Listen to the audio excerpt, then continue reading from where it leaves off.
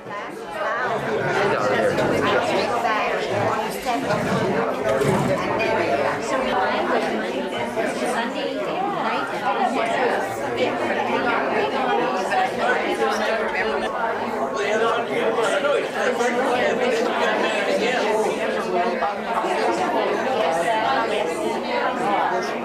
went to the States, but now she's in Vancouver. Give me full face, Jesse. Jesse. Hello. No smile. I don't want any more pictures. There's in June. Summer. Yeah, and there's in June. The one in July.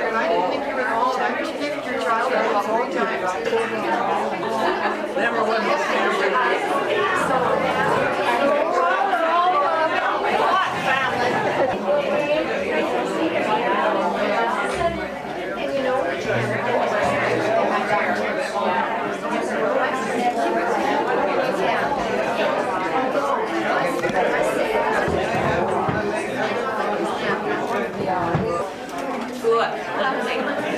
Now look at me, Marion, and give me your best smile. I know, you probably will anyway. I went to school with that little girl.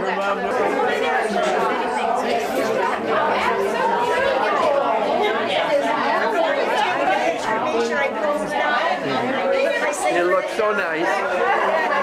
Marjorie Ward.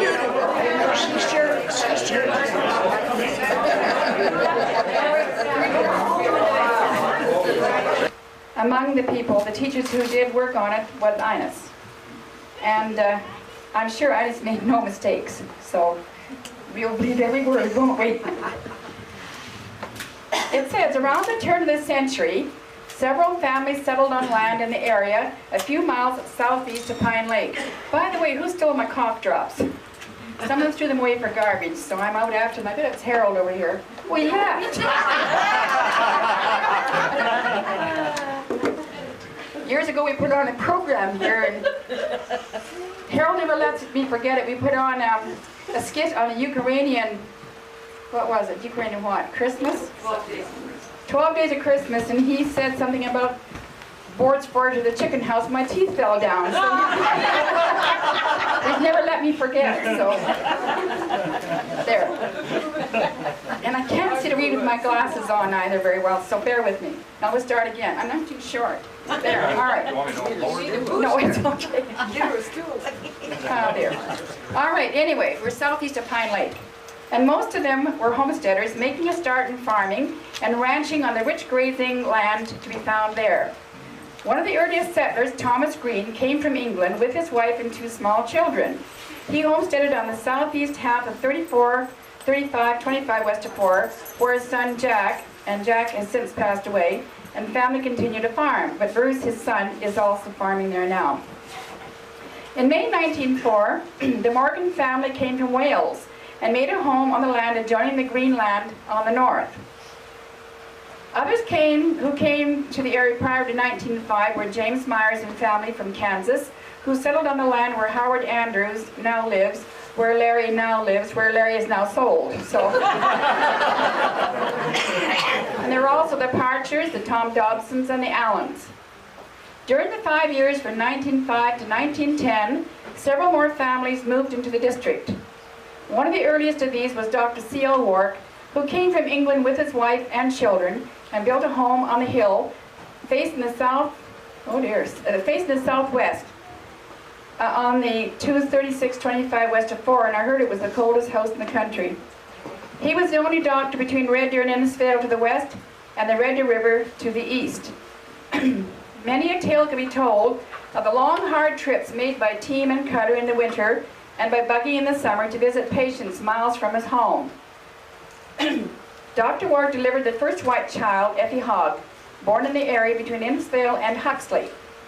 His son Charles, now John, now Lyle, farmed the old place as well as other land now.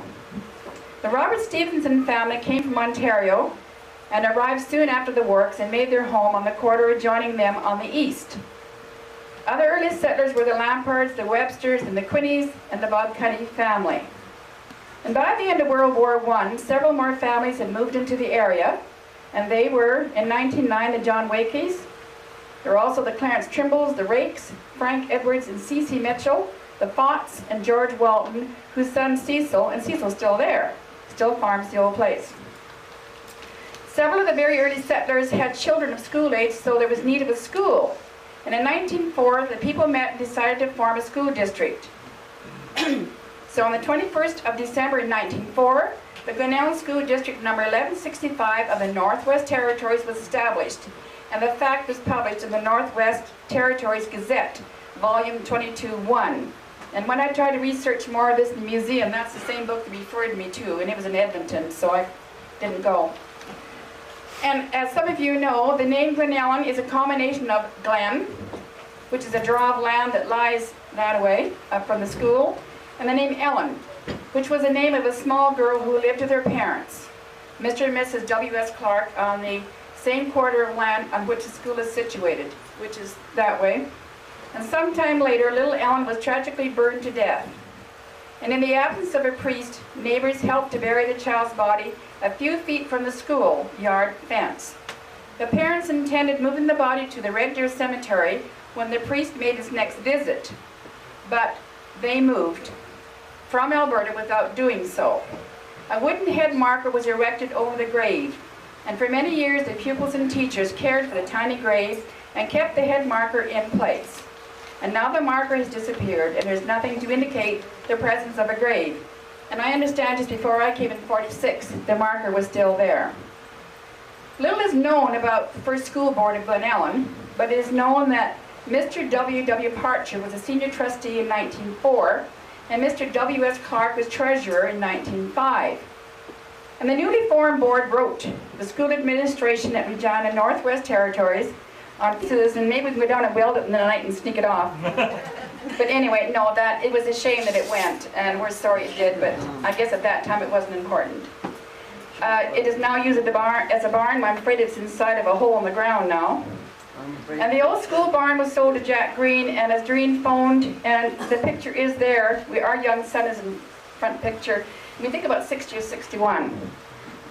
Is Sheila here yet? Sheila will? She said she remembers riding her horse and parking it in there anyway. Anyway, Jack still uses this, or Bruce still uses this as a barn on his farm. Now it says Mrs. John worked with the first teacher in the new school. Well, I'd like to take the credit, but I wasn't quite. Henry Rempel taught for 2 months in the school before I came. So I was almost the first one. She was followed by Mrs. Joyce Watson, who had about 20 pupils. And during the summer of '51, there was a general exodus of families from the district. So now there were not enough pupils left to warrant opening the school in the fall.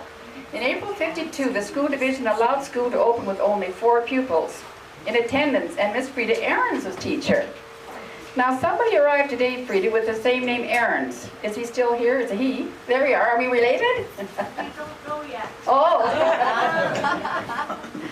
Anyway, Frida stayed for those two months and a few days.